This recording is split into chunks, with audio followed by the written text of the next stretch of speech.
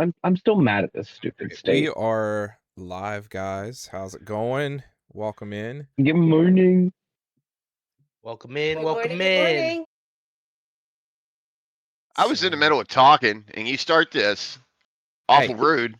Watch the fucking time clock. Awful rude. That's all I'm going to say. I got to do this individually because not everybody's here today. Catch me in the Sheets parking lot. Swine. Hey, what's going on, everybody? The fact that Bob Johnson is in that clip, yeah. Yeah, like you better just go Alcohol's drop a Anonymous. like. That means just drop a like on the old YouTube channel. Yeah, please do. If you guys fucking watch the clips and stuff like that on some of them are fucking golden. I mean, a lot of them. Yeah, we got some good now, ones. but... We got some good ones. Miss figuring this out. We got some good ones. I got almost 10K views for the YouTube, the HRI YouTube channel yesterday. I mean, we only asked for you guys to upload clips like 6 months ago to the fucking channel, but it's all right. We're getting there. We're getting there, guys. We're getting there. I'll get Classic I think- procrastination. Yeah. I think we need to set up some playlists on the shorts if we want to upload a bunch of shorts to keep just Them gaming, segregated. and then the book talk, Myth Rage. and then any other content we do. One whole section is just wow. It's Yeah. Mike Peaks. We should just do a compilation of every time Myth Myth Peaks Rage. his mic out. That would take up more than half the clip. It'd just be, ah! Yep. My gosh, guys. All right, so welcome in, everybody. We are here with our 9th episode of Tavern Talk with Head Removal Inc. We thank you guys so much for being here with us. This is a really fun project that we started out of just kind of like a 2-week notice kind of thing. And then we were like, all right, let's do it. And then we started rocking. And here we are on the 9th episode. You got to figure we're doing these every 2 weeks. We're almost halfway through the year on podcast. So not a bad deal. Really enjoying this. We're going to talk to you guys today a little bit about the state of gaming and where it is right now. A couple different topics involved around that. And also, sadly to say, we are going to have to break some news to you guys that Kat is leaving us. We don't know where she's going, but she's not staying here. Sad that she's leaving. She's getting kidnapped by my wife. Yeah, my wife too. As She'll you be guys know, as you guys know, on the 3rd episode of the second episode of our podcast, we did a book section, and they decided to do a spinoff and do a book club, and started a podcast for that called Scribe Wives of HRI. If you guys have been watching, you guys know. Good morning show. And It's been really good. Really good. They've done an awesome job over there, guys. Yeah, if you enjoy reading, they've definitely done check some it out. Fire shit, man. They have done some fire shit, and we're proud of them for doing that. But Kat has realized that she's bit off a little bit more than she can chew when it comes to 2 podcast work, being a mom and stuff like that. And I fully support her on that because I know what it's like to do all that stuff too. Not the 2 podcasting. She got me beat on that one. So, but you know, Her plate is quite full. She needs to shave some calories off her to-do plate. yeah. So we are going to be sad that she's leaving, but she is going to 100% be doing more focus on the book club stuff. So we're happy that she's still going to be a part of the head removal crew. She can't leave. She's trapped here as long as she is, Myth's here.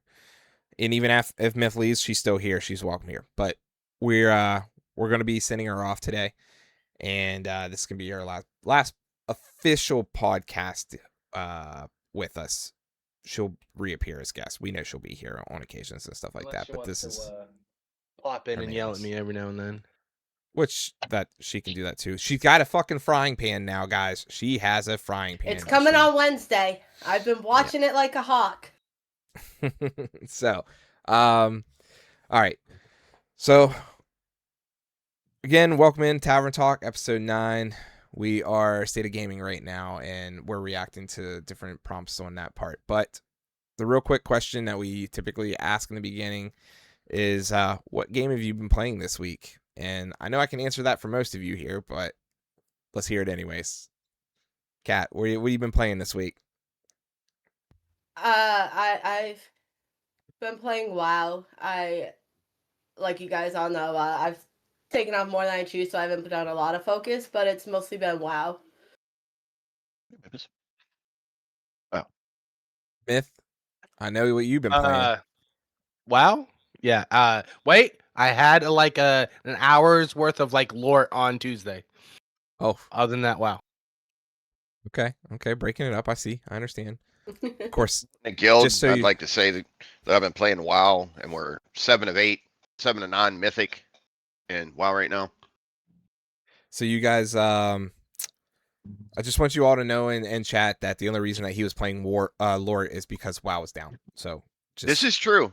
It's true. It's true. It's true. So it was also not just plain lore. It was he came in. So most of you guys know I work from home now, and he opened the door. Luckily, I wasn't on a call, and he was mopey. And I just looked, knowing it was Tuesday. I was like, "WoW's down for maintenance, isn't it?"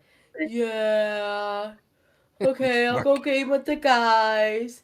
He's We're gonna go fucking. play some He's such a lore. child. I was like, "All right, baby, have fun." And then he puts his shoulders and his head down. And he walks around all slowly. He did, and they closed the door. We love you, Myth. Oh, fuck me. And I love WoW. All right, guys. What? I said, and I love WoW. I've been just diving into Mega Man all week, so Because you got the legacy. yes, sir. Been living my childhood days again. Oh wait, no, you didn't get. Old school Mega Man games. No, it's the The Star first Force person Legacy ones. Collection. Yeah, Star Force. Sam, what That have was you been playing? the one WoW for is the three- best game.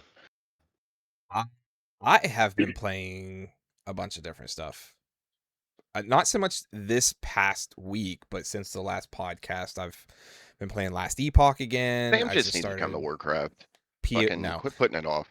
PoE 2. I started a character the other night and have been playing that. Played a little bit of Apex last week, but work has had me super busy this week, and I've worked like 36 hours in 3 days. So I'm gonna enjoy that paycheck whenever I get it next pay. So calm down, Sush. Where you going? Pick a window. So I've been playing mostly that. My library is a little extensive. We did play on community game night, guys. Every week we do a community game night, and Serial is the one that's hosting it for us. He's in charge of that now. We've moved it over to him as being the one that's in charge of that. We played Bone Rooms this past, and dude, that was funny as fucking shit. And you all should have been there because it was fucking great. Just running around in a labyrinth. And these skeletons are chasing you, and you're like, "No, fucking out of here!" It's just The best part is if you blow 'em up and all die, kind of stuff. skeletons just start breaking down on you. They just Yeah, they start do like dancing. fucking dances. They'll fucking do like teabag you and all kinds of weird shit. It's fucking hilarious. And it records your voices, so it fucking mimics you later, so you think that somebody's around you. Yeah, this shit was just too funny. So it's a free game. Pick it up, guys. Come enjoy it with us. But other than that, that's really it for me. I did pick up a bunch of games on the Steam sale, and I got Ball Pit and was playing that. I got Sworn, which is basically Hades style game, but it's got multiplayer. And it's Arthurian legends instead of Greek. So it's a lot of fun. I've been playing that one too. And I actually have an extra copy of that I'm going to be giving away at some point in time. So be on the lookout for that. I'm not letting Myth I win picked this up one. Marathon. Actually, I didn't. The wife bought it for me for my birthday. Nice. So I'm going to probably sink my teeth into that tomorrow because I don't feel like streaming Marathon. I feel like it's just going to be my guilty pleasure game that I play off stream. The cat missed the window. Just watch him go. Yeah. Cat doing cat things. Yeah, the other cat's in the window, so he was trying to like be like nonchalant and jump beside him, and he just kind of missed all the window and went down sideways. All right. So we're gonna get into our first topic of the night or the morning, guys, and it's the cost of gaming. Is it getting too expensive? And what's really going to focus on here is a lot of different stuff. Like this is a big gaming news kind of thing. Podcast is what I kind of flow in with this one, and one of the biggest things that I'd have to say is going on is gaming is getting really fucking expensive. Like so expensive that no one can afford to even play games, and some gamers out there are even scared that the art of gaming is dying. Like the hobby is dying. Like we're going to not have nearly as much to play going forward because of it, and to the point to where we're going to have to start going outside again, and nobody wants to do that, right? And I touch grass. Gross. I touch grass in all my games. Yeah, exactly. I touch grass when I have to bring the dogs out. That's enough.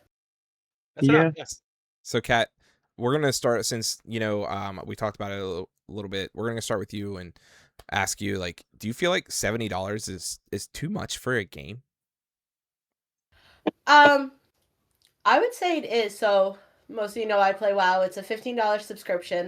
Me and Myth do it annually to just get it like right out of the way. Plus we get all the like extra mounts and pets and things like that. But I feel like it is a lot, like especially if it's per game. Like if it's one game that you are playing constantly, it might even out. But on top of the cost of the game, it's also like the in-game purchases of like skins, and like for WoW it's mounts, transmogs, housing decor now is very popular. It all adds up very quickly where you could easily spend a whole paycheck on just a game, and I feel like that's too much. Like I feel like there should be other ways to earn this stuff, not just paying out of pocket with a credit card or something. With WoW, we also do like WoW tokens to get gold. And it's getting out of hand where people are going to go broke, and then it's just going to make a decline in the gaming community on a vicious cycle of I don't have the money, or I'm spending too much money, I need to cut back on gaming. So yeah, I think $70 is too much for just one game. And that's coming from someone who's put way more than $70 into WoW. Yeah, I think $70 too to get a game that isn't like perfected on release. Well, no, it doesn't have to be perfect. Playable on release. Take the game just blanked. Cyberpunk 2077 was kind of dog shit on release until it got a bunch of updates. That game was $70. That game took a long time. It wasn't for like a full year before it got like redone. To be fair, Cyberpunk got bullied into releasing their game way too early. They wanted to delay it and finish everything before releasing it, but the gaming community was throwing a baby fit. So they released a game and literally said, "Our game's not finished, but you guys want it, so here it is." That's why it's so buggy. They still charged full retail price for a game that they themselves admitted wasn't complete. Yeah, I'll admit $70 was really stupid. They released at like a $40 price point. It would have been fine. Yeah, like been like, hey, you guys want the game, we'll reduce the cost, and that way you guys can still play, but it's gonna have bugs and everything. Yeah, and then there was another game. I'm blanking on the game where you went and explored planets out in the galaxy. No Man's Sky? Starfield. No Man's Sky is another perfect example of a game that was released that wasn't even close to being finished. And that also took a year for enough content and stuff to be fixed for it to be playable. But No Man was only like 30 or 40, something like that. Like it wasn't 70 when it came out. No Man's Sky was a full price game on release. It was only 40 for PC because I was going to pick it up, and then I didn't, and I'm glad that I didn't because I waited, and it was one of those games that where the developer like full on lied. He's like, yeah, the world's so huge, you'll never see any of your friends because there's so many planets to explore and stuff like that. And come to find out, you wouldn't see your friends on it because everybody was on their own server. There was no fucking finding your friends. But I digress on that part because a lot of that game has gotten significantly better. People love it. They went back and they fixed everything. They added the functionality to be able to see other players and stuff like that too. But it was, for me, it was too late. I can't. I don't want to play that. Now I am going to play that. Check out Light No Fire, the next game that they're doing, where it's a world and there's fucking dragons and all kinds of stuff. So I will check that one out. Yes, dragons. Can't ever go wrong with dragons. We love dragons. I wholeheartedly agree that $70 is too much for a game. And I know that they've talked about even increasing it to $80. I don't see the point. And the only reason why is look at Marathon. Marathon's a $40 game, and it's doing pretty good for itself. Arc Raiders is only like a $35 game or something like that. And I know that those really bank off of live services. But go look at Silksong. It crashed all the marketplaces for every like platform. Granted, everybody's been waiting for it, but it was still such a good game for such a cheap price. You don't have to have the game at $70 for it to be good. You'll make your profit back if you make it cheaper. More people are inclined to buy it. And even if it's not that good at launch, more people are inclined to keep it because, hey, I paid $40 for it. It's whatever type situation versus, I dropped $70 on this game and it sucks. Like I have Pragmata pre-ordered and I'm over the moon excited and ready for this game to come out. And last night I was like, I'm going to download the demo on PC and see how I like it compared to playing it on the Switch. And I was about 20 minutes into it, I turned it off and was like, yeah, I'm glad I'm getting it on the Switch instead of the PC. Because my biggest take, if I have to pay $70 for a game and then I read compiling shaders on the either side of the screen, I'm already like not happy about it. Because I hate when you first boot up a game and it takes like 30 minutes to compile all the shaders and then you boot it up an hour later and it's got to do another like 5-minute shader compilation thing. Like, I don't know if it's just me, but that's a hardware setting that you can fix. Is it? Oh my God, I might need to do that because I genuinely hate everything about. You are not storing your shader cache with your GPU, and if you update your GPU to whatever newest update, it is supposed to delete that shader cache, and which is why you compile new ones after that. But if it's the same update, you shouldn't be compiling unless you have shader cache turned off. Huh. I think user error. One of their excuses too for one, keeping the cost of games at a high level and then also increasing the cost is they're saying increasing costs of producing a game. But most games nowadays, I think like 90+% of games nowadays are digital releases, so they don't have any physical cost to the game distribution, all that good stuff. And since the gaming industry has progressed to the almost pure digital release of games, us gamers have never benefited from that except for the fact that we don't have to go to a store. I agree with that. I agree with that entirely. That was a huge cost of producing games. Is the physical materials like the discs you have to have, the print, the copying onto the disc and then distributing them throughout the country. Now it's just a website. So that whole entire cost is almost entirely eliminated, and gamers themselves have never really benefited financially from that.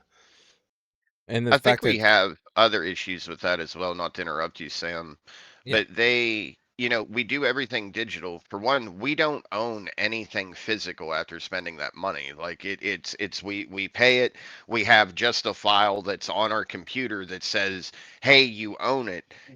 I have a big problem with that. Like I like the going back to having the physical game cases and the artwork and all that stuff and have them on your wall. Now we just have a computer file on our computer that holds every game that we've bought in the last 5 years. Yeah, some of those games had some nice posters you could hang up and collect.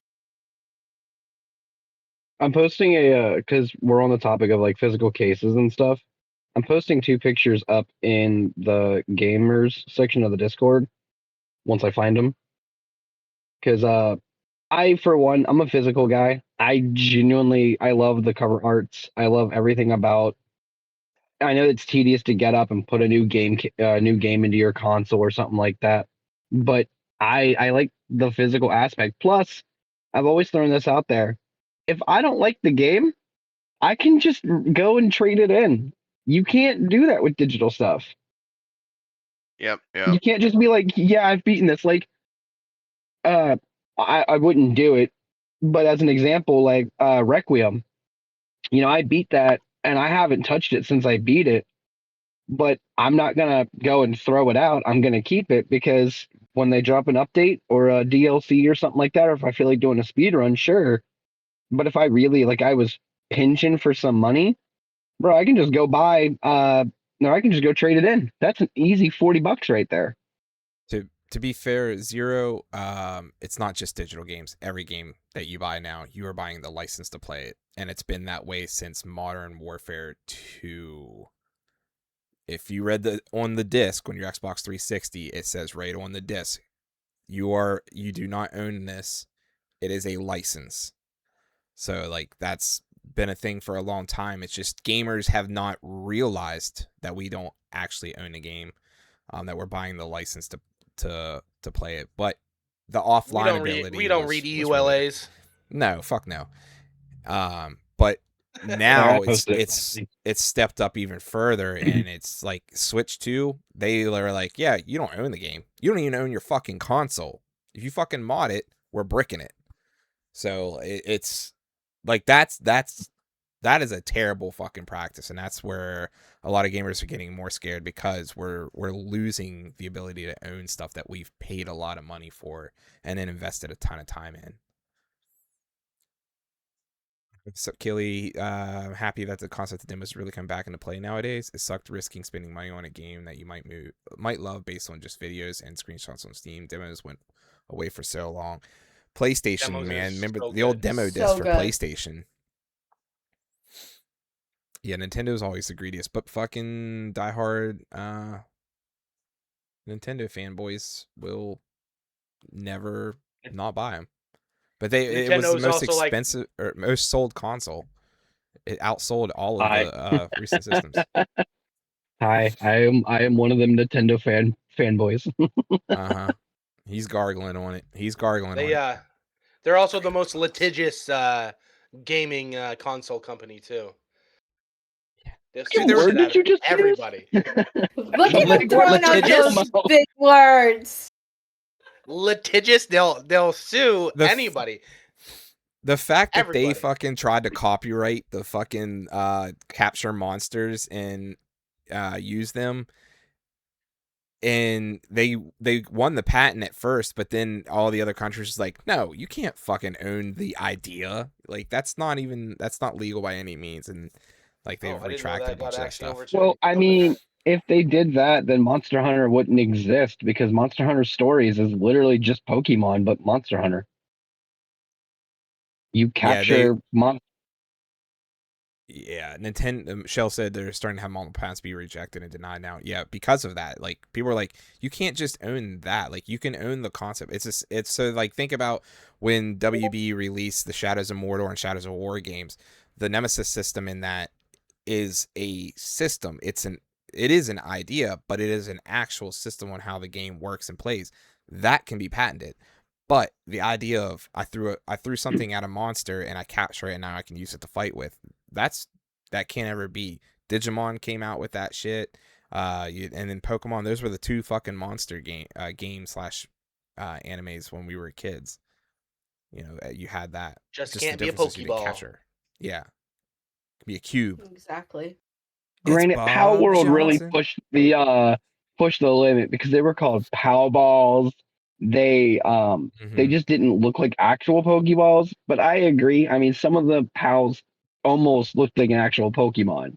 So I get Power World getting attacked by Nintendo. Like I would have done the same thing. That's really just here's my homework. Just just change a little bit of it.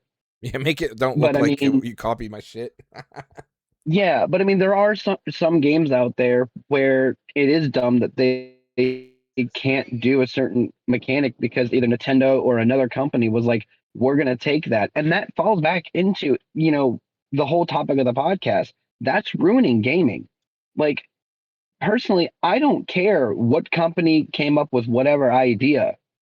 If another company wants to use it for something, you should let them. Now, I'm not saying I want to see Pikachu running around Fortnite or something. I Like, think we God, can no.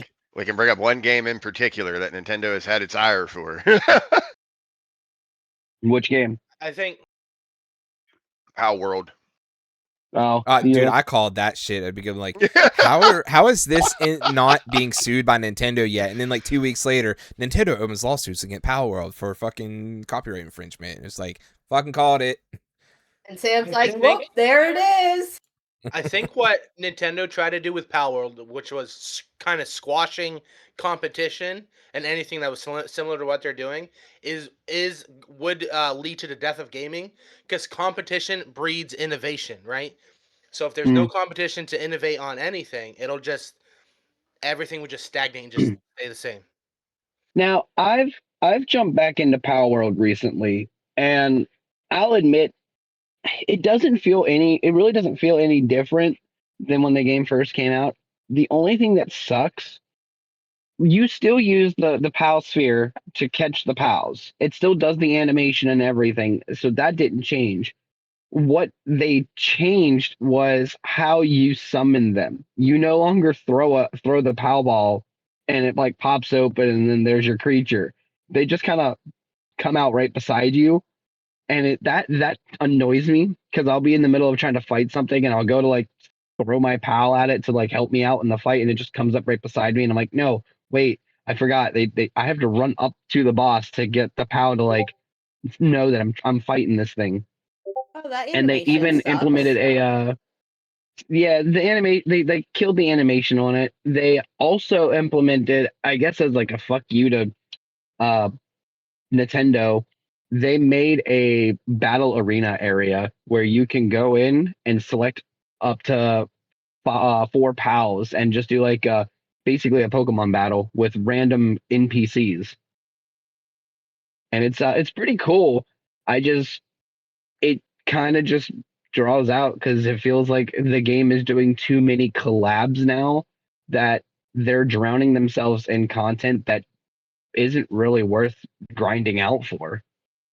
Like when they did the collab with Terraria, that was cool. But then not even 2 weeks later, they did a collab with what was it? Not Super Hot. It was like the weird robot game, and I cannot remember off the top of my Ultra Kill. They did a collab with Ultra Kill where you could get the robot mech suit, but in game it's going to take about 10 to 15 hours just to grind out the material that you need, and another 10 to 15 just to be able to actually create the materials. So it doesn't really feel like it's worth it because it's not that strong of like armor. And now they're doing one with I think they did one with where winds meet or Once Human. I think it was Once Human they did a collaboration with. But they're just kind of like going out and hitting a random game and saying, let's collab with you guys. And it doesn't benefit the game itself. And I feel like they're killing off their own player base because they're just doing too many collabs. Too many collabs can kill a game for you. Sure. I can agree with that to a point where collabs do hurt games depending on the collab or how often it is. Like take some games, for example, when they have, I wouldn't say the greatest game, like game in general, as it, well, fuck it, we'll use Rivals for example. The game is basically Overwatch, any other game, but the way that those games survive and continue on is by coming out with all these cosmetic packs and all these collabs that just keep people fucking shelling money out of their wallets, but it don't substantially make the game any better. It just adds to the game. I mean, it just gives them money towards their studio. I think that I think that gaming studios in general need to take one from, I can't even remember the studio that did Expedition 33, or was it just called 33 or whatever. But, those people were passionate about a game. They were passionate about what people liked about the game. They added to the game later on and give them more content about the game. I mean, World of Warcraft's a perfect example of that. They went from a day and age where GMs and everyone was around talking to the player base, playing with us, having fun, to now you never see them. Like, you don't talk to anyone from Blizzard. They're in a completely different world from us. All interactions is automated. Yeah, it's automated. When before they used to be lurking in town, like they would spawn bosses in like the middle of Stormwind on a slow day to get everyone kind of hyped to play and stuff. And it just it's like they became really detached with its player base, and I think that coincides to where I think once that starts, it really hurts his studio. Yeah. So real quick, because I didn't get to say something about this, the whole $70 game thing, Microsoft actually backdated the $80 games price increase because they were going to do that, and then there was so much player backlash that they actually were like, okay, we changed our mind, it's going to stay 70, we're refunding people for Outer Worlds 2 the extra $10 or some shit. However, I don't know how the math behind it, how they were actually doing it or whatnot, but yeah, they backtracked on that. So like, we just need to like revolt against these fucking companies and do that. So we've kind of already like transitioned into segment 2 here and what we're talking about in the studio struggles and shit. And you guys are in chat talking about like, look at Fortnite, look at Call of Duty. So two things there. Call of Duty, if you ever want to dive into this, there's a fucking rabbit hole you can go into. There's Epstein's file related shit to the fucking Call of Duty skins. You should check that out one day. It's fucking weird and trippy, and it makes sense because there's a dude that had influence into that. That's part of that. Great. I guess I know what I'm going to be doing while I'm at work. Read that. And then there's Fortnite. Fortnite is not successful, and that's part of what one of the conversations of today is that. Yes, he started. Yep, he helped start the microtransactions in gaming, and it's fucking crazy. And to make it cater to kids, that was what it was. Yes, I do remember that. I think I watched a documentary on that. Yeah. So with Epic and Fortnite is not successful in the monetary stance. Fortnite or Epic just laid off 1,000 of their employees. There's no way they're not making money on Fortnite. No, they spend billions on Fortnite and don't take in nearly as much money to recoup. Holy cow, dude! I would have never guessed that. That game is massive. Yep. Right, but look at the prices of jumping, like all the skins, like somebody said in the chat, Vlad said in the chat, they're releasing new skins every week. Like every week. Yeah, that's crazy. That's so much to put into cost-wise, and you're not getting that back by the people. It plays into their collaborations too. Like, they have Eminem skin, and they've got, all these big fucking things. They got Marvel skins and shit like that. Like, it's not successful. Exactly. That's why I just, player with base all the doesn't always transactions, equal profit. Yeah. I thought that they definitely would be. I mean, I get massive player base doesn't always equal, but I'd figured all them microtransactions. I don't think there's a pack that comes out that I'm not watching some compilation on like gamers.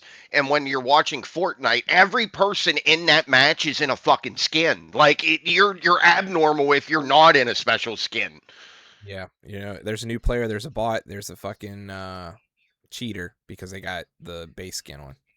Yeah, it's nutty. Now, there is something that I wanted to go into, but I'm going to wait until 2 topics. Once we get to subscriptions, I'm unloading on Microsoft. Yeah, so thinking about that, does it fall into like bad leadership, rising costs, which we've talked about the rising costs of things. And since we are getting like, we got a little long-winded in the last topic, we're going to cut this one just a tiny bit short, but are AAA games sustainable? There's a lot of those companies out there that they ain't produce good shit, and indie devs are the future. And Expedition 33 was fucking proof of that. Like, how do you release a campaign-only story game that's 8 to 15 hours, and you're a AAA, and you're charging $70-$80 for the game, and then you turn around and you see the people that released Expedition 33, and it was much cheaper. What was, I think that the total game price so was hard $50. on here, and I try my best not to, but it really was a good game. Like, it's so hard not to use it as an example because it is the ideal example when it comes to gaming. It was a AAA game released by an indie studio. Like, the quality of it, it was just absolutely incredible. Talk without me for a It second. made me remember what gaming was like as a kid. And it's kind of like sad to say that now, but now I feel like gaming has all moved to subscriptions, game passes, and microtransactions, and has completely went away from the game itself being good, like having a good story, playability, and all of that. None of that matters. The only thing that matters at the end of the day is that little green piece of paper that is called money. Or the That's the plastic problem. card. And it's like ruining the experience for like a lot of gamers. Like, I would be curious to look in to see the percentage of gamers that are from like the ages of 25 to say 40 as opposed to 25 to 15. I think one of the reasons why I would like to see if it's as popular as it was like when we were younger, because it almost feels like I don't know, like gaming kind of is, but it's starting to kind of die down a little bit. So I'll throw out there, kind of going on that whole subscriptions thing and whatnot. At heart, I'm a fighting game like lover. Mortal Kombat, Street Fighter, Tekken, all of that. Throughout the years, you've always had to either do a certain thing on a stage to unlock a character or just play X amount of times. I mean, look at Super Smash Bros. Melee. You can unlock everybody just by playing with your friends. And Smash Bros. Has always been very religious about that. You want to unlock a character, just play the game. Now, I mean, other than Ultimate, where it's like you want Kazuya, Banjo, and stuff, you have to buy the DLC. But that's what I hate. It's a fighting game. Why are you making a character DLC? Like, why are you specifically putting characters as a pay-to-win situation? Tekken 8 is in the worst life that it has ever been in since the last update. And then they just dropped one of the older characters, and he's so fucking broken. If you get into a ranked match with him, you might as well put your controller down because you're not going to win. He's got like 5 different grabs that you can't break out of. He's got 7 or 8 different juggles where you're just not going to get up off the floor. It's stupid, and it makes you not want to play games. Like I really want to get Guilty Gear and like learn how to play it because I'm a big fighting guy. I've got Token pre-ordered on the PlayStation so that when it drops, I already have it ready to go. But I'm so scared about buying newer fighting games because who's going to be the DLC character that's going to kick my ass in 2 months' time? Instead of just releasing them as a full game thing. Like, man, GoldenEye, we used to just unlock levels by doing cheat codes and stuff. Why can't we go back to that? Why do we have to have all these microtransactions for newer content in a game that should just be in the game? Because once we started paying it as gamers and they realized the cash cow that it is, it changed gaming forever. I'm going to turn that cow into ground beef, I swear. Well, and to be fair, that there's a lot of whales that they count on for that stuff too. So there's a ton of games out there where we don't buy anything, but there are people who will spend thousands of dollars on those skins, and that's what a lot of stuff happens with, like Path of Exile and Path of Exile 2 and even Last Epoch. The reason those skins are expensive is because they don't expect small-time consumers to buy them, but they're counting on the whales too, because they're going to spend $100 for a skin. I mean, Path of Exile, 2 had a skin on it that was $80. $80 fucking dollars for a skin for your character. That's ridiculous. Might as Someone, well I think move it it was to the live service burnout. We've been all over this grid already this morning. I'm trying to stay out of other categories, but it's hard. I think Jibs brought it up earlier with Rivals. And you mentioned about an $80 skin. Rivals has a I think it's a $40. It's either a $30 or $40 skin for Cloak and Dagger right now, and it looks really good. I'm not buying that. Rainbow I don't Six buy any Siege. skins in games. I don't really Siege. buy any skins in games. When Siege dropped Siege X, they decided, hey, we're making our game free, and now we got to make a little bit extra cash. Which, don't get me wrong, the elite skins look dope. I have way too many that I cannot name how many. But now they've started to do like mythic level skins where like the calling card moves whenever you're loading in. Well, we don't need that. It's a 5-second load screen telling me that I'm playing Valkyrie. I don't need her moving around on the calling card. That looks weird. The skin itself, kind of mid. I'm not gonna lie. The gun looks great, and the MVP victory thing looks awesome. But the skin itself, kind of mid. They did one for Twitch. Kind of stupid. It's just her with a whole bunch of little robotic like eyeballs. I don't like it. Yeah, but they ain't gonna give you a good skin with for free. Like no. Now you can get some cool ones, but not like. Granted, I mean, I already got all the. I'm about to drop another $30 into the game because they're doing an event where I can get Revolver Ocelot, Gray Fox, and like extra little Metal Gear stuff because they put Solid Snake into the game. But going back to making a game free, look at Call of Duty. Call of Duty has made Black Ops 7, I think it's like on sale right now for like $30, but originally a $70 game. All their DLC that comes out for the game, new maps, new zombie stuff, it's all free. Now, they do it because they make their money off of microtransactions because of, Fortnite or Black Ops is now the new mature version of Fortnite. If you want to shoot Beavis and Butthead while you're running around as Art the Clown, go for it. But like, they made their DLC free, and I have to give them kudos to that because I remember being younger, begging my mom to buy a $15 DLC pack for World at War so I could play Sheena Doom on like the map packs and stuff. I miss that. I would go back and pay for map packs if games were cheaper, just because map packs made me feel cool. Like, oh, hey, you don't have map pack 2. You guys can't play with us. We can't boot up and play on terminal. My bad. I'll back out and go buy the pack real quick, or wait until I can get it. Like, I genuinely miss DLC when it mattered. Now it feels like it just doesn't matter if you have the DLC or not. Like, yeah.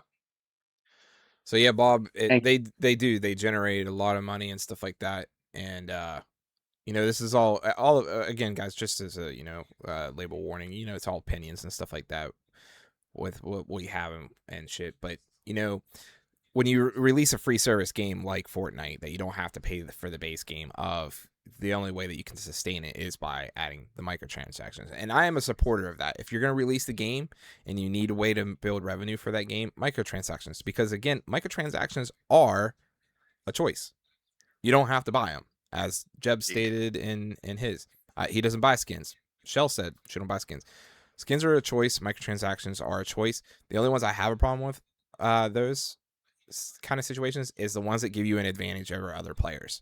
So if it speeds up the gameplay for you, it gives you the leveling up, it gives you extra perks, anything like 100%. That. Yeah, that 100%. Is the ones that are a big no-no in my opinion, and I will fucking die on that hill.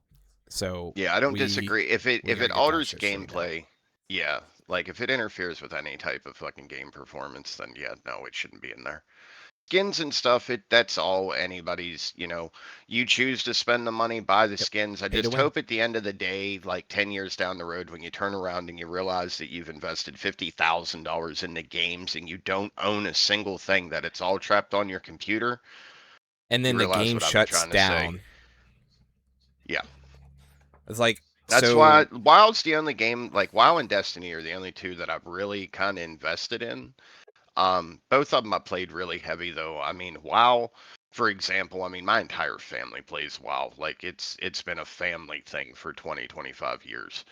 But other games, I avoid the microtransactions because most of the time I'm paying for a live service to play the game. So if it's on Xbox Game Pass, they increase their stuff to $30 a month just to have access to the game. Then the game that you do want to play has a battle pass, so that's an extra $15 a month. Then it has all kinds of stuff that you can get from the store, and none of this shit can I physically walk in and pick up and hold it and say that I own it? And I have a really big problem with that because I feel like we shouldn't be okay with just spending money on shit that's just in the air.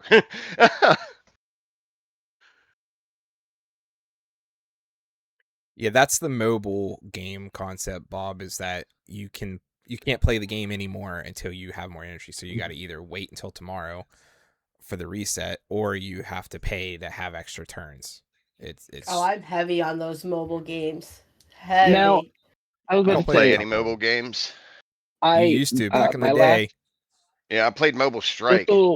this will be like my last take because I do have to bounce out for work.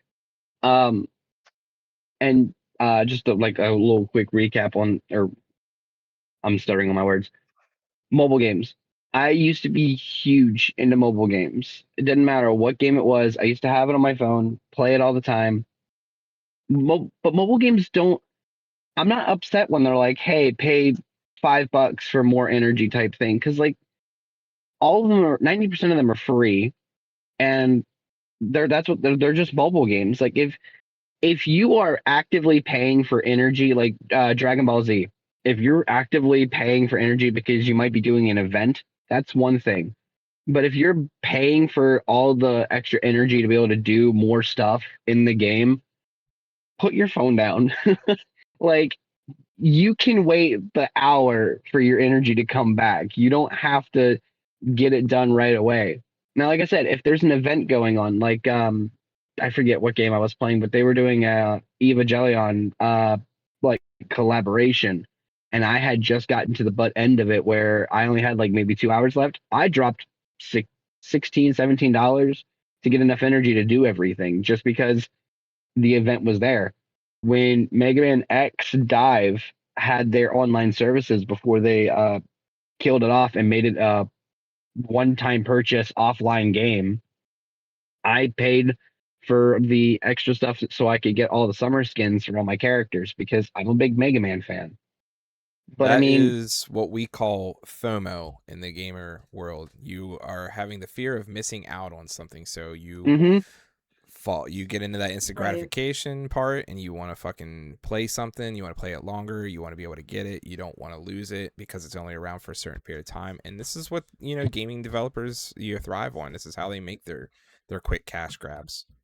Yeah, like So- I have one mobile game I've been playing, Homescape. So it's a match 3 game, but it has other events to it. And I've sunk quite a bit of money into it, but I played it for like 6 years. So I'm like in the almost 13,000 level type of Isn't that- gameplay with it. isn't that mobile game that has a really good story to it, or like the ads make Yeah, it you look have like to- it's you have to build extravagant up thing?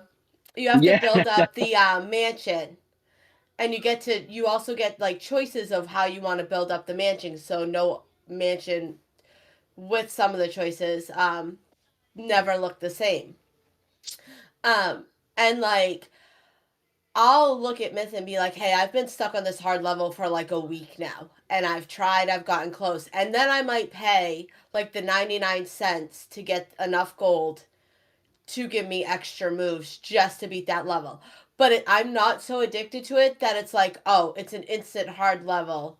Let me spend that money. It's like 3-4 days of being stuck on this level, running out of energy to get, or lives. Mine is based off lives. And then being like, hey, look, I'm on this super hard level.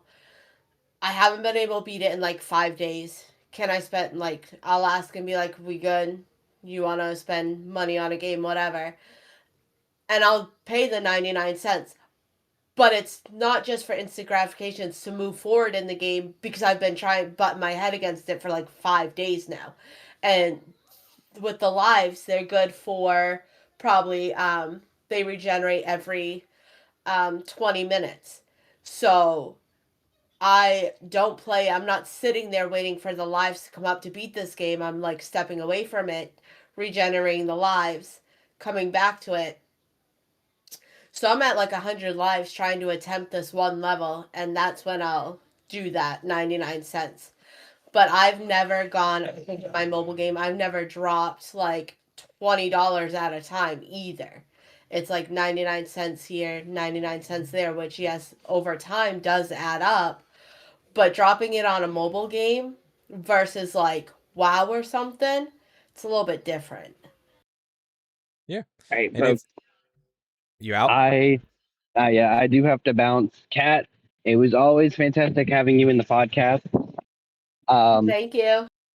And the last thing I'll say off to the stream, guys, when it comes down to a topic like this, even in the YouTube video, y'all need to come and like let us know what your thoughts are, because this is a huge topic in a lot of gaming things.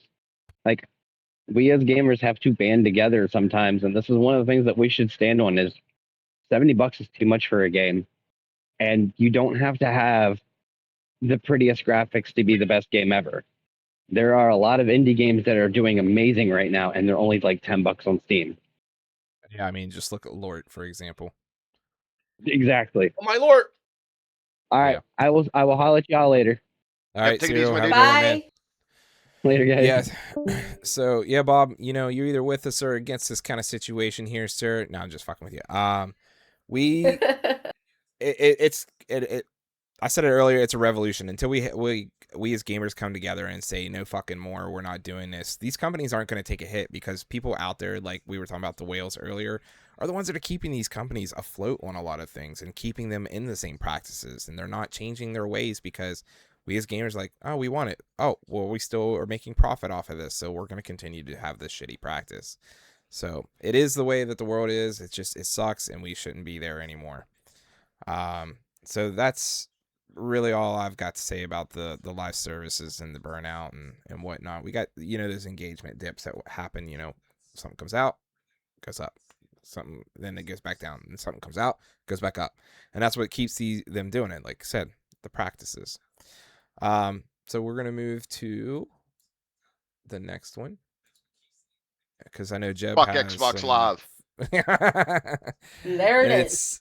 It's the subscriptions, I dropped it instantly. Instantly. I didn't even wait. Price increased, gone. Like, do not care. Yeah, that $30 price increase. Well, it wasn't a 30 whole. It was up to the $30 price. Dude, I'll save money buying them off of Steam at that rate. Yeah. Killy said, same as voting, not to include politics, but it does. Like, I didn't vote because I don't think my vote matters kind of situation. It does matter, because it doesn't matter who you voted for and blah, blah, blah. Not saying on the politics side, we're not diving into this because it's this gaming podcast, but it shouldn't matter if you voted this side or this side. It matters is that you voted, and that your opinion does matter, and it can change the way that things happen. And the Sonic debacle, when Sonic Hedgehog came out, fucking people were in an uproar on how he looked. It forced the fucking we bullied them so much that they fucking changed the way Sonic looks. Yeah, the price of housing, milk, gas goes up while we not expect the price of gaming or subscription goes up. But again, it runs into that situation is like, there is a cost increase on things, but gaming has already increased tenfold, that we are getting increased cost of gaming, and the actual cost of gaming isn't anymore. People aren't paying their employees more. They're laying people off because they can't afford it. That's really all they're doing. Correct. The prices keep going up on everything, but there's no return that comes back to us on as to why everything is getting more expensive. Like, oh, well, we're doing this in gaming now. Well, no, you've gotten rid of the packaging, the shipping, the disc. You cut all of that out to where now it's just a digital file, and you're telling us that it's still costing you more money. Now, wait, We're going to fire half of our devs and we're going to let AI write the fucking code for the game, and we're still going to charge you more money. No, it comes down to greed. Period. That's all it is greed. Yep. I mean, Microsoft just laid off a shit ton of employees. I mean, a fucking assload of employees. Yeah, because AI can do what those employees did. They no longer need them. Terribly, mind you. Fucking, they're working on the new Windows OS, and it's going to be a big AI focus with Copilot stuff. And I mean, I'm terrible. Coders are fucking scared to death of that right now. The only subscription I pay in my life is World of Warcraft. I pay no other subscription. I pay no television subscriptions, no like streaming services, no nothing. Because at the end of the day, if I was to pay for Netflix, Amazon, Blizzard, fucking Xbox Live, and everything that it is that I wanted to play, it would be $300 a month for a hobby, $3,600 a year. You know, I'm good. I'm good. I don't need to get behind that. It's time that we go touch fucking grass. Yeah, so Kelly's right on that. Shareholders really push that because they want to see increase in profit of anywhere between 5 and 10%. I mean, it's in every corporation. It's nutty, dude. You know, it's nutty. It's like we're sustaining the same amount. We can't make a profit off of something without adding something else to it or increasing the price. And then not to mention risk the fall off of people buying. Well, you pay the $30 for the fee. And you play a game, you build up months of time on a game, and you don't know if they're going to pull it from Game Pass. And once it's pulled from Game Pass, then you're given the option you can buy it so you can continue to play it, but it's not going to be on the $30 subscription service that you've been paying for the last however long to play it. Like, it's getting a little too far out of hand, man. Like, I'm glad like Blizzard hasn't really changed a whole lot. I mean, I have such a love-hate relationship with that game, but that is the only subscription I keep active. That is it. Yeah, we our kids live off like Netflix, Disney, and then we have like bootleg Spotify, all of it. YouTube. Like I don't pay for any of it. Music, none of it. I bootleg all of it.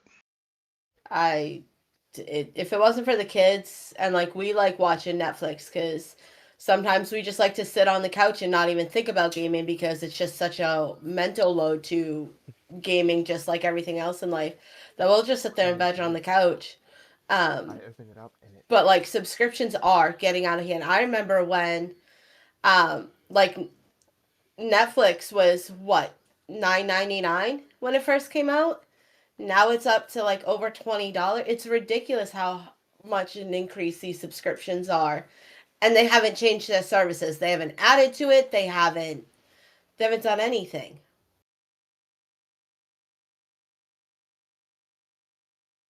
Yeah, I think it's just getting a little out of hand. Agreed. Yeah, dude. I just can't do it, Subkilly. I can't. Like, there for the longest time we were, and I mean, we had Audible, Spotify, the kids would subscribe to YouTube, we had Disney Plus, like, and by the time I sat down, and this is what did it, I started to migrate all of my payments over to like a credit card to sort of pull like all my banking information off. And when I was starting to migrate it all over, when I'm looking at an ending total of like $265 a month in subscriptions, I was like, yeah, we're done. Like, we're done. I'm not doing this. Is more than cable television. Like, I'm done.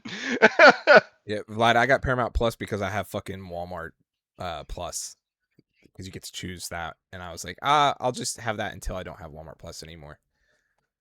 Yeah, it got crazy because I don't even think you realize how much you're paying because it's coming out at different times. You know, like you just look at your phone. Yeah. Oh, when Netflix came out, it is what it is. It's once you start to look at that grand total at the end of the month that you're just like, holy shit, man. And this is just for media. Netflix is actually increasing their tiers as well. It's like $3 and I don't know if you increase. guys have noticed this yet or not, but I've noticed it with Amazon Prime. Well, okay, so I guess I do have Prime because I used fucking Amazon so much. But anyways, they'll take shows off of one and move it to the other for a little while, and then take it from that platform and move it to the next platform. So it's just a revolving door of the different get you to subscriptions you yes. need if you want to watch shows. Like you got to It's- constantly move them yeah. around. It's like the Office when it left Netflix originally.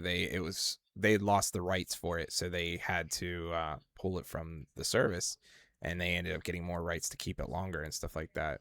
But That's so true. That's so true about the subs. Oh, go ahead, Sam. I'm sorry. no, you're good. It's you can't play it all without some subs, and then even other games will give you more. Will give you more for paying more. Yep. Yeah. So I mean, So true. they have that kind of shit. Like, so for example, like you said, Amazon, you know, when you had Prime, you had no commercials, and then all of a sudden they were like, hey, by the way, you have an Amazon Prime now, you have commercials. You can pay $3 Yes. to be commercial free now. Yes. I'm like, what the fuck?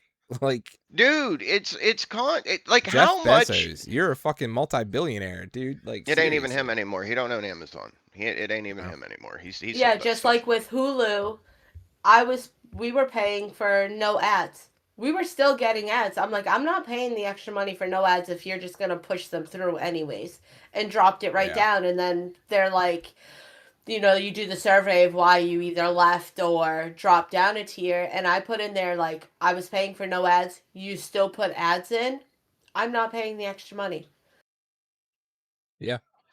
So I mean, we're running into that situation with the subscriptions and stuff. It's getting a little bit more. It does devalue games. I don't know, because they've never really released any of the financial information on how the subscriptions like Xbox Live benefits and pays out to the developers of these gaming communities.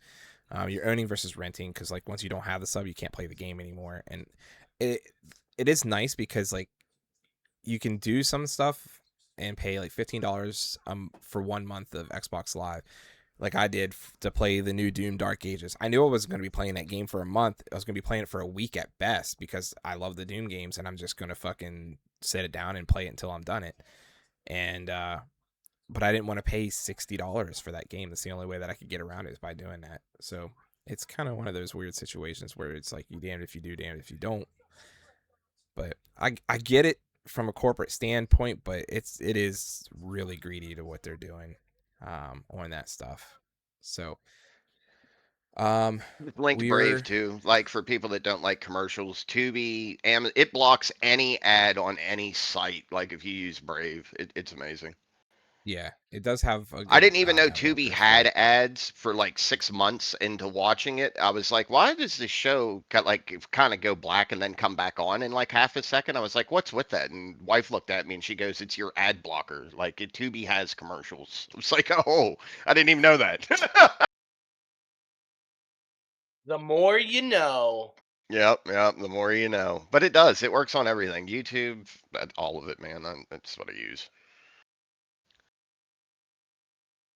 You can even customize it. Like I don't have shorts that pop up on YouTube, because I think shorts is what's tearing people's short-term memory and patience like apart. So I don't watch shorts or anything. You can like customize it to keep shorts out of your YouTube feed and all kinds of stuff. It's really cool.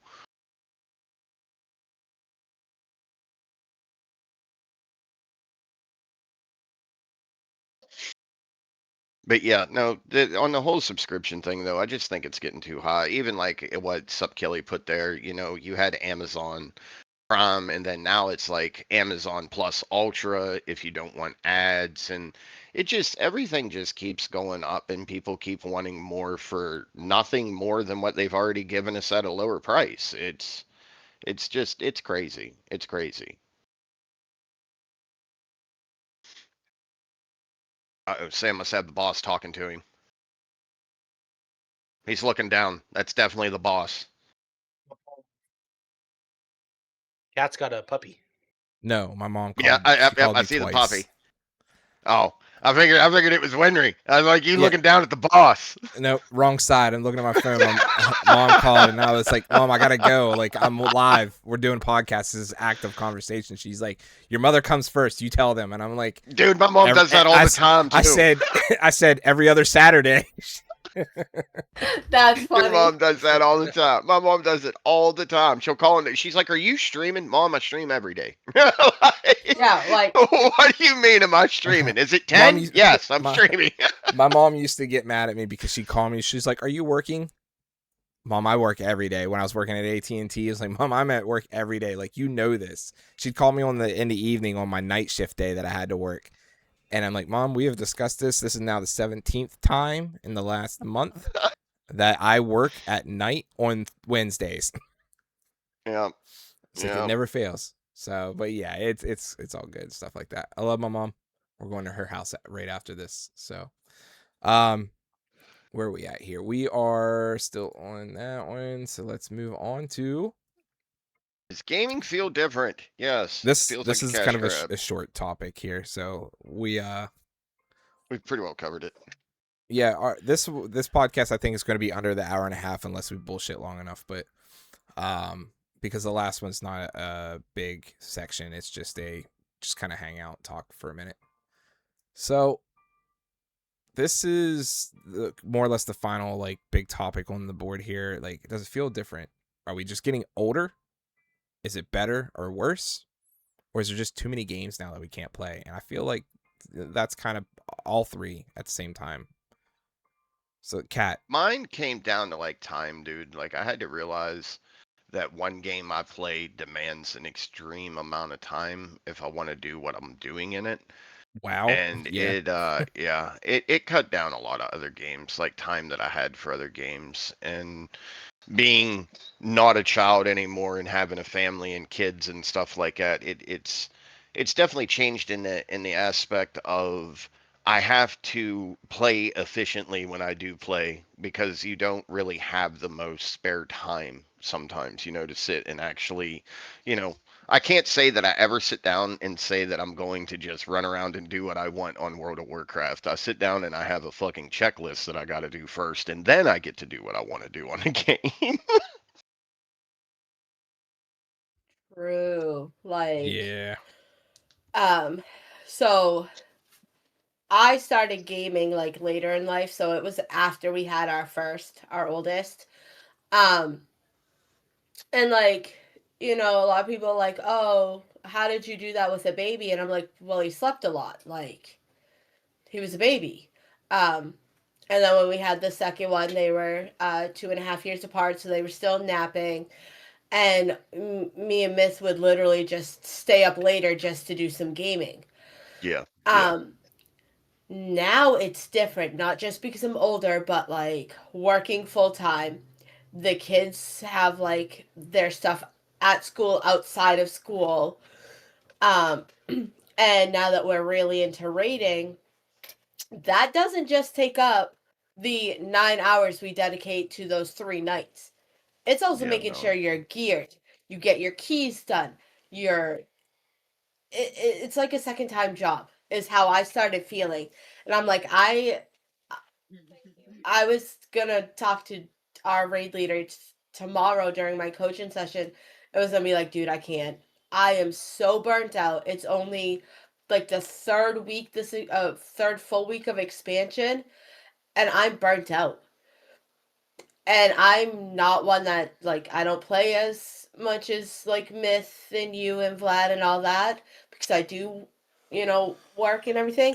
But I'm like, man, I'm burnt out. Like, it was a lot. It is a lot. Like, to me, it's like I go from working to all of a sudden coming to WoW, which, like I said, feels like a full-time job. And then the mom guilt gets to me, and that affects your mental health. And so modern gaming has really taken up a lot of time where I just, especially WoW, like, I barely have been able to read much. How am I supposed to run a book podcast if I can't read anything? I feel the mom guilt that I'm not spending time with my kids, or especially with summer coming up, knowing that they're long nights, they're out of school. I don't want them to be cooped up in the house just because I need to dedicate towards gaming. So I liked it when it was so much better when I first started gaming, where I could take it or leave the game. Now it's like I'm so addicted to it that it's hard to walk away. Kelly, you made a really good point there, and it's really weird because we play an MMO that is more or less you can do everything solo, but that's not how the game used to be. Like you think Yep. back when it first released, everyone was grouping up. There was people in town asking for players to join them to help with stuff and everything else. Now they made you just click a little eyeball and you can automatically join a group. You don't have to talk to them. You can kill it. You can leave it. The community definitely changed, like from old to new. I mean, that's one difference that you could say is definitely white and black, is gaming communities from fucking 20 years ago to now are night and day. Yeah, and I mean that's the thing for me is I don't really play a lot of games with people, and I prefer to play a lot of them alone. I enjoy single player campaign style games and story games a lot more than I do the online stuff. But there are occasional games, but to be walled into having to play with the community in order to do any content does suck for that player, because then you paid $70 for a Yes. game, Yes. and you can't play half of it because you Yep. don't play with people, and You that can't does do a put you in a community-driven position. game anymore. The community will not wait or give the game a chance to even get Yeah. off the ground in that case. They're going to be like, no, I want a group finder. I don't want to stand here and wait. I want to be able to just queue, play the game. I don't have time for this. And that's what's really kind of brought that forth. I mean, Last Ark Yeah, is a Korean yeah. MMO, and the raids that they have on there, they added a solo mode a year or so ago, I forget, to where you can do those raids by yourself. It takes away the mechanic of having to have multiple people do it, so you can do it all alone instead of having to have 8 people in those raids. It's crazy. Yeah. I understand it. It's really hard to do that because you have to get into a clique. Like WoW's a big fucking advocate for that. Like you guys are doing CE stuff and you're trying to push the new raid and be one of the tops and get it done and everything like that. You can't do that as a casual player or somebody who wants to do it. You have to be really good at it, spend extra time on it that you may not have, like Kat was saying, and really dive into it and take away like other things that you might want to do, like read a book. Like you don't get that anymore. You have to have one focus. That's why for me MMOs are harder, because if I want to get really good at an MMO, I have to put a lot of time into an MMO, but I want to be able to do other things, including playing other games.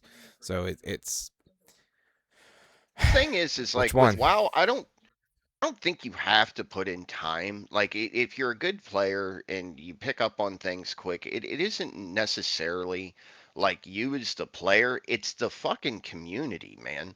Like the community, if you haven't had a raid achievement or if you haven't done this before, they don't want to give you a shot. And it's not necessarily you.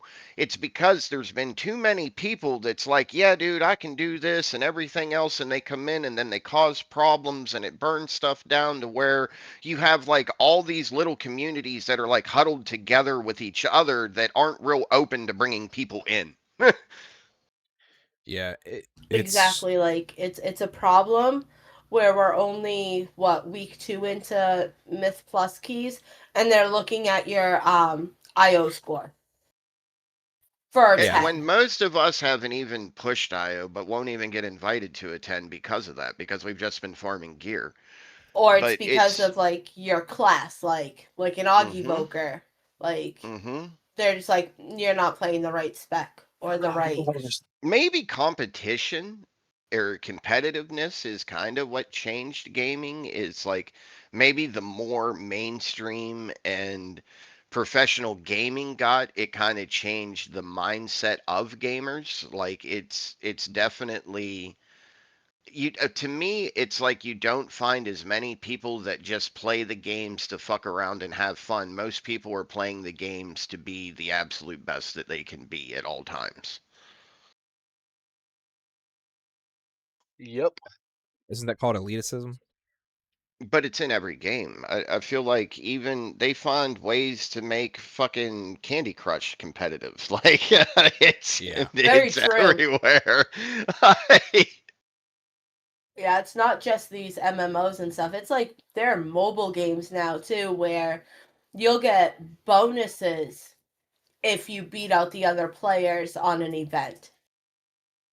Good morning, Pixie. I mean, oh, you're fine, man. Fucking playing Welcome in. Ark. Any Yes. game with a leaderboard becomes competitive, and that is what It does. 99% of games Yeah, nowadays. it does, man. It does, and I feel like people just anymore are not as helping or whatever to show people how to play a game. They much sooner just remove them from the group and get on with the next person. And I'm even guilty of that sometimes. I mean, I was running time walking with my parents yesterday, absolutely raging at this. We just couldn't kill this one boss. It was just tuned so high, we just couldn't kill it. I've never kicked anybody ever out of my group except that Boomkin that one time.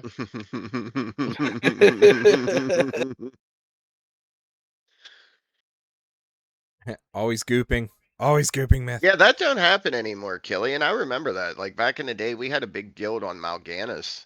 No, not Mal'Ganis, Malagos. And it was about 300, 350 players strong. It was during Lich King. We had 2 different raid teams in that group, and it was always trying to cycle people in so they could get to see the raid. But the problem is when you do that as a guild, you're not really in that competitive era as like competitive recruiting there. So you're not really going to entice better players to progress further in the it's like it's a double-edged sword, man. Like it's so tricky with WoW. Yeah, it's tricky with any game, to be fair. Like you don't know what's going to happen for you. It can go either way. You Yeah, got to it do can. something.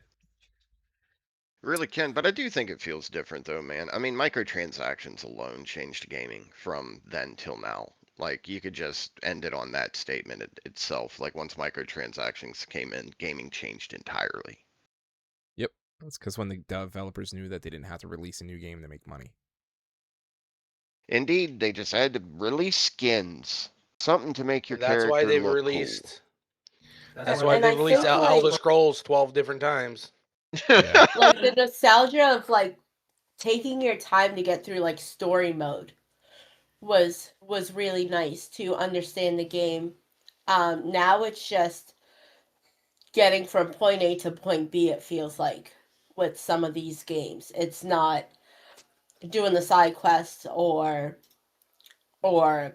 anything like that. It's literally go in, get it done as fast as possible to push like with WoW. Like you don't get like I thought I'd go into the housing portion and I'm over here like, no, it's all about raid. Get ready for raid. I don't even fuck with side quests anymore. No, no, no. No, the game, how I play the game from 8 months ago to now is completely different. Like there's a lot of stuff that I used to kind of spend time and do and everything, and I don't really do it so much anymore. I feel like if you get into a group that's doing a heavy push, these first couple of weeks it feels like a job. And if you don't find yourself questioning why you do it, I feel that you're not normal because it's definitely made me question a couple of times, especially the amount of time that I've put into it this season. Oh yeah, like if I was so down this week that if I hadn't had the chance to be in on Chimchar, I was going to tell Jordan, be like, I can't, I need to step away. But it reinvigorated me to keep going. It was like, okay, getting that CE with you guys really pushed me to be like, I know I can do it. Like, I'm confident I can be up there with where I need to be. It was just the mental load of everything else. And I knew that it was easier for me to free up my time by walking away from WoW being like a second job than anything else. I can't walk away from my job. I will never walk away from my kids. And it was a choice between reading and WoW. And I'm like, well, I could read so much more to, which would benefit like my podcast versus WoW. So like for me, that was the easiest thing to get rid of, to free up my mental load and everything. I need you to think of everything you put into it, though. I need you to think of the coaching, the hours at dummies, all of this. And the one thing I'll say is like, and it's a little off topic, but we're in an area, Kat, where a lot of us haven't played before. This is a lot higher than anything that I've ever done before, and it was an eye opener. Now, does it mean it's always going to be this hard? No. Next raid season will make this raid season seem 10 times as easy as what it was because we're familiar with it now. Like we kind of know what that main rush is, doing splits, getting two characters ready. Like we kind of know what to expect now, and it's not like I thought it was going to be a lot less time than what I put in. And I underestimated it. I was like, oh, well, it's only two characters. Like, I can have it sitting there, we can play it or whatever. And it wasn't. It was 40 hours in 1 week. And I'm like, Yeah. holy shit, man. Yeah. Like, this is fucking crazy. I mean, and like going. Sorry, Sam. No, you're good. I was going to say real world example. The other night, we set up new POS stations at my job, and I went from doing the first one took me about an hour, the second one took me about half, and then I got it down so well that I understood it that I did the next 5 at the same time, and it took me 15 minutes. So it was like Jeb said, to put that in perspective, is this season a little bit hard.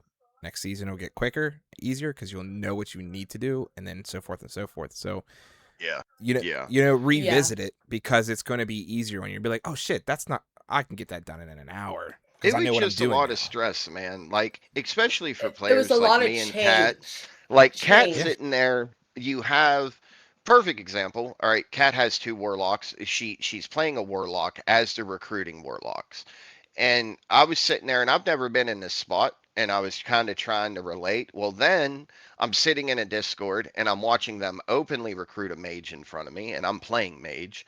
Ask one to come back, and they're saying, well, they don't know if they have time. Then I watch another mage come in because I know I'm not performing the best, which then kind of added more stress on you. So I kind of felt like I knew what Kat felt like in that week, because it's like, dude, I've put all this time in. I feel like I'm missing something. I'm gonna get benched. I don't know what I'm gonna do. Like, and it became all really overwhelming. And then when we all got in and we got to kill Chimchar, and it was the whole crew, all of HRI that plays WoW was there. It was me, Vlad, Kat, and Myth, all got the CE kill. It was like, that's what we needed to tell all of us, this is why we fucking do it. It was for this feeling right here. This is why we do it. Yeah. And I think like the other big change for us is raiding like 2 nights a week and having that Wednesday break to like not having nights. It. Yeah, yes. Not having that break. And it is a night and day difference. A night and day difference. And people are like, oh, it's break. Only 3 hours. And I'm like, no, guys, it's not. Like, yep. Like, that was where we would do like dry runs for the podcast or just relax and stuff. And now it's like, no, you gotta perform for 3 nights. Yeah. And I feel that as the outsider, because, I knew that you guys were raiding on Tuesdays and Thursday nights, so I wouldn't see you. But then, like, I stopped seeing you guys on Wednesday nights because of it. Or you'd pop in the chat and be like, all right, we got to leave because we got to go over to the guild chat because get ready for raid. And you guys would start, half hour, 45 minutes before raid to get everybody ready and where they needed to be. Get your pots, get your setup stuff done. But it's like... It's kind of like we go sucks. over, man, because it's like, it's such... full throttle, like once the pull timer starts, that you want that hour to get over with the guild, to hang out, talk with everybody, kind of get comfortable. Everyone's getting in the mindset, because once we start pulling, it is pull, wipe, pull, wipe, pull, wipe. Yep. There isn't a whole lot of talking in between this shit. It's just going to be like, Myth, why the fuck you dying? Yeah, we talk as we're eating with the next pull timer going. Like, I believe the raid logs say that you do, and you were the only one. Just saying. He was the only one that died. Make fun of him. He's scrub. He died. Fucking noob. Fucking noob. Pixie, yes, it is. Like, this is my first time ever like going full throttle raiding, full force into it, and like. The man who sacrificed. Oh my goodness. It's so rough. And like, I'm drinking coffee, I'm taking vitamins. Like, my doctor will be pleased at what I'm doing for my body right now just to I get feel through. like this tier is harder than last tier, and it's not raid difficulty. I just feel like because we're into the content a lot faster this season, it's just every fight is a hard fight. Like it's not like we have the one or two bosses that it's like, okay, well, we're gonna go ahead and just cook this guy and then we'll get on to Prague or whatever. It's like Yes. because we're there and we're under geared and it's something that we haven't experienced, like everything kills you. Whatever, if you get caught in a puddle, you just die. Like there's no surviving anything. Yeah, we're pushing, so like we don't have turbo boost to make things easier. We don't have the gear. The mechanics are different than what we're used to. So just trying to get in there. I mean, we're what, 3 mythic bosses down on week 2 of it being open. Week 2 Could be of 4. Yep. Yeah. and it's We're just doing something good. we haven't done before. So yes, next season we'll go in, we'll be like, hey, I'll start prepping myself to start staying up late those 3 nights. We know what's coming. That's Yeah. the main thing. It's not that it's in uncertainty anymore. We know what the season is bringing. Yep. So Exactly. we're getting it close to the end of time, guys, and I don't want to turn this into a WoW podcast here at the end of it because I know we can talk for hours upon this. Yep. This is So true. we're gonna scratch over to the last part of it, and it's kick it from the guild kind of situation. And I'm gonna ask one question for each of you guys to answer. We'll start with Kat. If you could remove one thing from gaming forever, what do you think that would be? Oh, that's a good question. I don't want to. I kind of want to say the toxicity. Like I don't know. Everybody stare at her while we wait for our answer. I would say the toxicity because, like, I agree with that. it's so bad. Yeah, and I'm not gonna point fingers because, yeah, like this motherfucker. He started on the first night, and I looked at him and said, "You keep doing that, I'm walking away." Like I put him in his place, but it's toxicity because it can make or break how you feel about a game. That moment when you realize you play with some toxic people. And like there's a way to be fun. Like our group, we're fun. Like picking on Miss, picking on Jib when he's a chicken, or Mage because he's a traitor. If any of you have never fucking felt toxicity before, play WoW with Myth. Just saying. But there's always like just come run keys with us. It's the most friendly environment you will ever be in. You will be fine as long as you remember to kick. I'm just saying, guys. Just don't tell him what to do. Yeah, don't tell him how to play the game. Myth will tell you how to play the game. Yeah. He tries. He's earned his arrogance, people, okay? Nothing. He's earned it. I love our morning group, man. I wouldn't change it for nothing. Hey, I'm not in the morning group. You are some days. I love the morning group. I am. I talked to my boss again, not to be off topic, but I talked to her again, was like, dude, I need that extra day off. And I'm trying to get Fridays off to have a 3-day weekend. And I was so bored yesterday, I was walking away from my computer. I was just like coming in, bugging Myth. Luckily, he wasn't on stream. Yeah. And I was just like, it's so dead. We had 3 people, which we would usually have. And it was fine. And I'm like, it'll be fine. Yeah. That's normally my work from home day because it's an easier day and I can just kind of relax and do other stuff that's smaller that I've postponed and blah, blah, blah. Yeah. Oh, yeah. I gotta tell you guys something real quick. The mumbling here in the background. So yesterday, I go downstairs. My wife was putting a pizza in the oven. She cut her finger with a knife, okay? Not 2 seconds after I send her upstairs and bandage her up, I'm grabbing dishes out of the sink and I cut the whole end of my pointer finger off on a fucking mandolin that was put in the bottom of the sink. It's just been a day. Wow. All right. Anyone know how to get the bubble from Bubble Boy so we can wrap them up? Yeah, right. All right. What's the next question? Myth. What's the one thing you would remove? Wife says WoW. She would remove WoW from gaming. Y'all are fucked. Yeah, I would quit gaming. That's 99% of my time gaming is on WoW.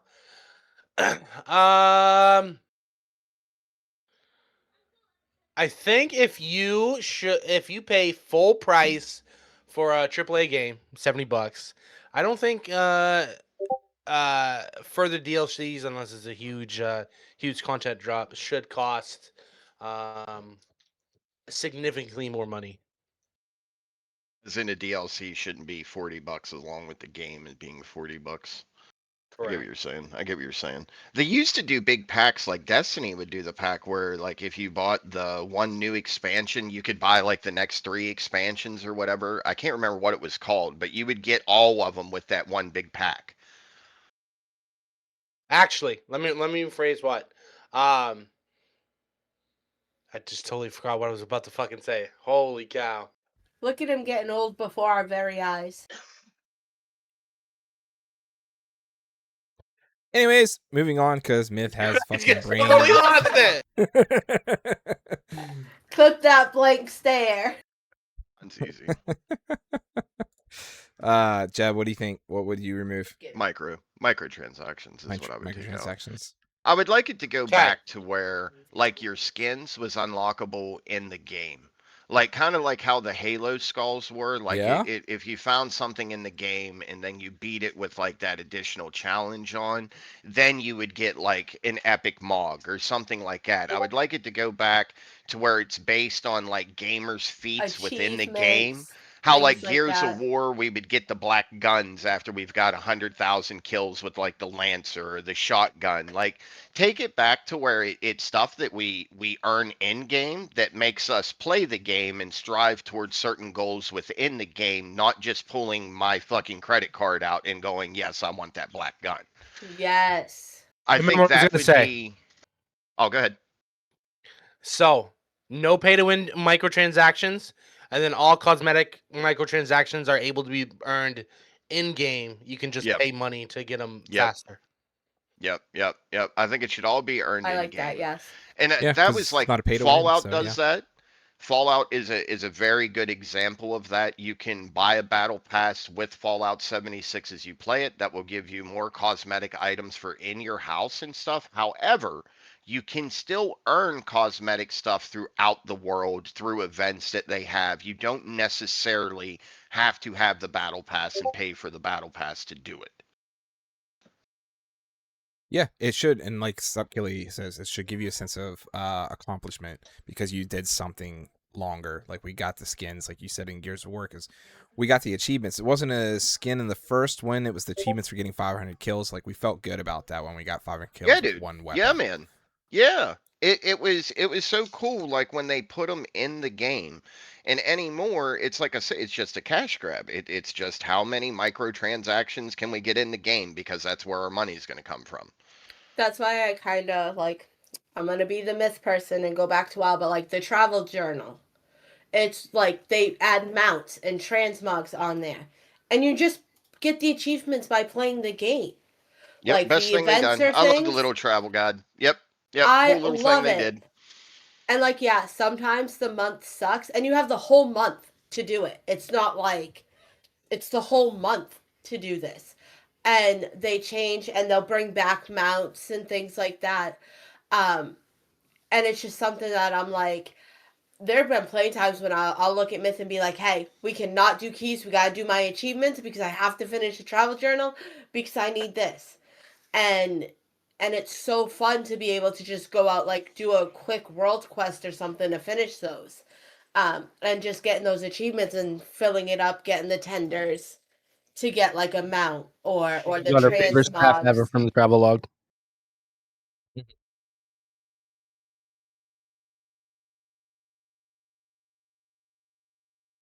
For a second there, I thought they was getting the stare down. I did. If I hadn't finished the travel journal, I would not have got my favorite staff. And that's like that is like staff. My favorite staff. And like this time it's about like it's a cute little mushroom staff, and like I'll still collect staffs but I always make my transmog based off of my staff. Yep, to the I got point it that on I'm my going to get priest. that tattoo. Like, if they Yep, ever I got get it rid on of my that priest. staff, I'm I'm going to mushroomed out. Blizzard and kicking their asses. All right, Sam, what would you change? Honestly, the fact that you have to play that there's no turning on or off an online offline version of a game. Like, let me rephrase that. 2 of my favorite games are gone. Supervive. Because they shut the server down. Yep. Supervive just got shut down, and it wasn't even out very long. It just got its 1.0 release, and they shut the servers down last month, or now 2 months ago. Battleborn was another one that was made by Gearbox. That was another favorite one, and they shut the servers down, and you can't play it anymore. Like, there needs to be the ability to have that game be able to be played offline without servers being needed. That's something I would change, because if I paid for a game, I want to be able to play it 20 years from now if I want to.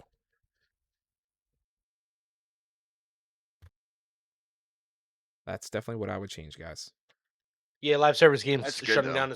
It sucks. I mean, they tried that whole like gamer for games movement. That's what that was about. Was Rip Anthem. People trying to, like once they shut servers down or whatever, they wanted to keep it to where they were still in a playable state for people that still wanted to play those games. And I don't think anything come from it, to be fair. Anthem, yeah, fucking dude, Anthem's so good though, so good. It just had no end game. So Yeah, many buddy. people now. I've heard the opposite about Anthem. So many people told me Anthem wasn't that great. Hands down, the best fucking flying mech suit game you would ever play. Was it really that good? I must You have were missed fucking out on Iron another Man, good bro. one, man. I must have missed out on another one. Yeah, that shit was fucking so goated. It's just legit. There was no content to play once you beat the story. And Yeah, no doubt, no doubt. they no released doubt. an event, and the event came out, and they kept the event because they had no end game. And it got really boring playing that after a bit too. So it fell off so hard. And then the reboot was supposed to happen. 2 years go by, and BioWare or EA canceled it, and we don't get the reboot for it. So it sucks. But that's what the gaming community is about, and bringing some of these games back to life. Like Battleborn is being remade by gamers and doing a custom server build for that and bringing the game back. It's not going to be like it was, but it will be a shell of it in the sense with some features. Eventually we might get there again. But, guys, we got to close it out because we are over the time here. We thank you all. Yep, want to thank Bob Johnson, Jenny Mocha, Simplex, Watashi. We got a good many people in here this morning. Thank you guys for coming out, listening to our little podcast. Yeah, we've definitely been. This was a good one. I feel like this was a very good topic for all of us. We have, very high opinions of our games and what we can do in them and what we get to play and stuff like that. And the picture's so this is very badass. I like it. It's fitting. That It's picture is so dope. It's so dope. So we a solid chat. I dig it. Yeah, it was very communicative this morning. I think Myth needs cornflakes. Much love from Bob Johnson. Bob Johnson, thanks for hanging out. Now that I know that you're a Gears of War player, I will start playing it again so I can fucking make sure that you know what a legend at Gears I was. Jeb here can attest to that. So yes, we will make sure you guys like, comment, subscribe on our little video on YouTube. We're starting to actually gain a little bit of traction on YouTube. So if we can keep that going, it'd be great. I'll tell everybody same thing as before. You make a comment with a little funny story, I'll give you guys a funny story down below it. So I encourage you guys to comment. Make sure you come back 2 weeks from now. Check us out again. Just reported the YouTube video. It doesn't even exist yet. Okay, I haven't uploaded it. Unless you're referring to Myths. The only reason it would get banned is because Bob Johnson's in it. Yeah, I know. He says some fucked up shit. So anyways, guys, thanks again for joining us for Tavern Talk with Heaven Removal Eek. This was episode 9, and we talked about, the state of gaming right now and reacted to it. Thank you for entertaining us and being here and interacting with us, because your guys' opinions matter on this stuff too. We'd love to banter back and forth, not just amongst us, but with you guys. We are again, going to say that we're sad to see Kat go. We fully understand it. We had a feeling it was gonna happen, but we are going to fully support her in the move over to being highly focused on the Scribe Wives or HRI. You can find her, my wife Lunar, and Jaboom's wife Lindsay LouSlayWho on that podcast next Saturday. So please tune in for that. They're talking about the wives are kind of doing their own thing now. It's kind of cool. I like it. We got multiple things kicking over here in HRI now. Yeah, what's the book, Kat? Shadow So Cruel. It's the second one to our podcast last week of Feather So Vicious. Lindsay loves these two. Okay. So the second book is Feather So Vicious. Right on. Yep. So alrighty, guys. Final question. I'm gonna. Final question. I'm gonna ask the chat when we post this. What's the one gaming moment you'll always remember from doing? I'm sorry. Actually, this is for Kat. Sorry. One gaming you'll always remember from doing this podcast. What's the one moment that you'll always remember? That's for Kat. Just hanging with you guys, like welcoming me in, even though I'm like the baby gamer of the group, and just being able to talk and just chat back and forth about stories and finding out that, guys, WoW was actually not Kat's first game ever played. It was actually Diablo. Like, it blew y'all's mind, and I was just like, yeah, it was actually Diablo, not WoW, as much as Myth takes that WoW powder, you know? End of the month, your Warlock comes out on Diablo 4, so just so you're aware. Got it. All right, guys. Thank you again for joining us for Tavern Talk with Tavern Inc. Kat, you will always have a seat at the table. We are going to miss you on here for this stuff. Chat, when we post the YouTube video, question for you guys is what the same one that we asked at the end for everybody else. What is the one thing that you would remove from gaming forever? Let us know. Like, comment, subscribe, all that fun stuff, because Myth didn't do it. Myth? Oh, my bad. Yeah, like, comment, subscribe. Don't forget to follow us on all the social media that Sam posted. Yeah, there you go. Oh, yeah, my bad. He's talking to me. Shit. Yeah, quit fucking distracting. You know he can't fucking do two things at once. That's why he's trying to get out of work. He's trying to get out of work. All right, guys. Thanks again. Remember, tune in next time for us. We'll post that stuff. We'll have the video then. And remember, guys, always keep your head on or don't. Have a good night. Bye. Peace.